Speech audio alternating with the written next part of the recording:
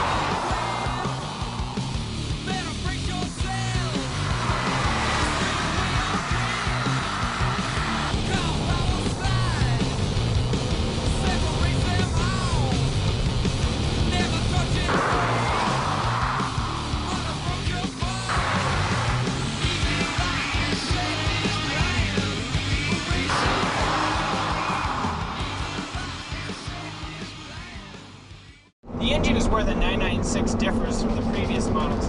They've decided to close the book on air cooling the 911 and start a new chapter of water-cooled 911s. This was a move that had many Porsche diehards worried, me included. They've also decided to add 4 valves per cylinder. But what this has done has caused the 911 to have so much grunt. So the needle can be anywhere and just bang! So much power. They get 300 horsepower out of a teeny 3.4 liter engine. It's amazing. This engine was born from the racetrack because it has that flat 6 layout that really just keeps all the weight low and so balanced. This car just flies.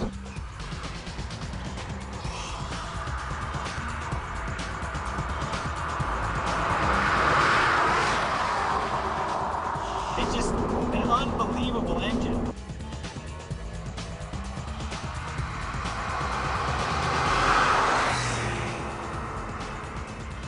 The engine and transmission combination is very accurate and precise. And this gear lever is so fluid that you don't ever have to worry about putting it through the wrong gear. The engine and transmission work so well together that you can reach 120 miles an hour in 4th gear. And if you're feeling really brave, pop it into 6 and you'll scream to the horizon at 174 miles an hour.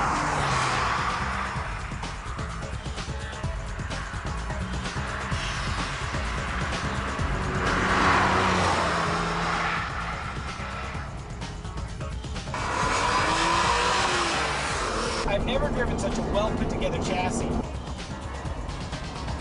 Porsche insists on using steel for the construction of the body of this car, while many of their competitors like Ferrari insist on using lighter weight materials like aluminum. The only problem with aluminum is that over time it gets these itty-bitty hairline fractures that can cause a catastrophic failure while driving, which is a very, very bad thing. You don't so much as drive this car as you become a part of it. Every bump in the road you seem to feel. The steering is so accurate. It does have a little bit of push at lower speeds, but at high speeds where it really counts, it's just so rewarding. In older 911s, if you made a mistake like lifting off halfway through a corner, it would punish you like that. This car, it seems more rewarding and forgiving. It feels like the engineers at Porsche have been designing this car for every type of road. Long straightaways, short turns. This car is just so rooted into the ground. There's nothing that can unsettle it.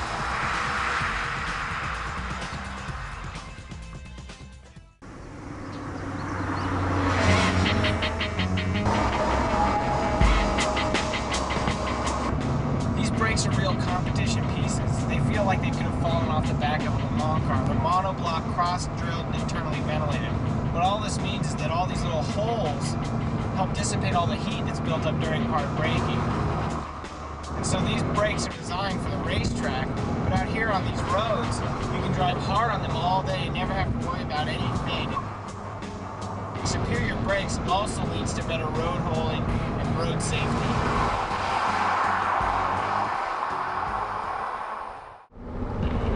The interior of this car is traditional 911 with all the dials and switches exactly where you expect them to be. It's a form of functional evolution with that familiar tach in the center staring back at you. But just below this is a new touch. It's an onboard trip computer. It can measure distance, fuel consumption, distance till empty, and things of this effect. But what I do like is that all the dials and switches that used to be separate have now melted and meshed together in a sort of Venn diagram layout where they overlap each other, which is a very nice touch. But what I don't like about this car is there's an awful lot of plastic bits in here, over here and on the dash. There's just too much plastic for a $70,000 car. And they've also cheapened it by adding this fake aluminum. Look down here at this hood release, it's starting to peel. I've never known aluminum ever to peel. I thought it was one of those metals that didn't peel, but apparently it does. If you look at the rear seats here, they're a joke. The only people who are going to fit back there are really, really, really small children or midgets who have no legs. They're absolutely pointless. The only thing you're going to put back there is your briefcase. But what I do like about the interior of this car is that it's centered on the task of driving. There's nothing that gets in the way or interferes with that. There's no cup holder to put your $6 cup of coffee, no iDriver, sat-nav to mess with. This car is just so focused on driving. It just gets out of the way and lets you drive the car.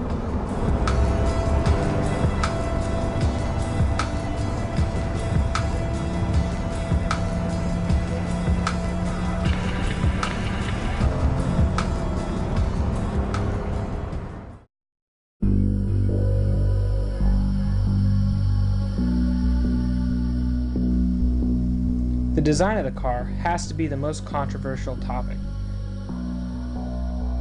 Gone are the traditional round 911 headlights in favor for the boxer units. The whole silhouette of the car has been altered. The windscreen has been pushed down in an effort to make the car more aerodynamic.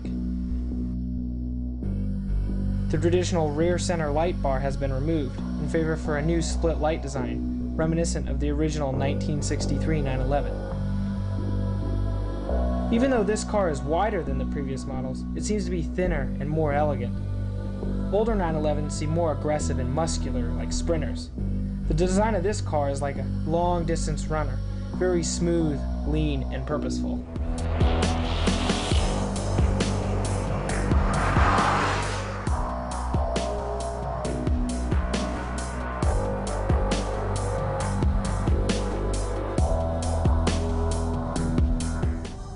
To answer the question, is the 996 a true 911?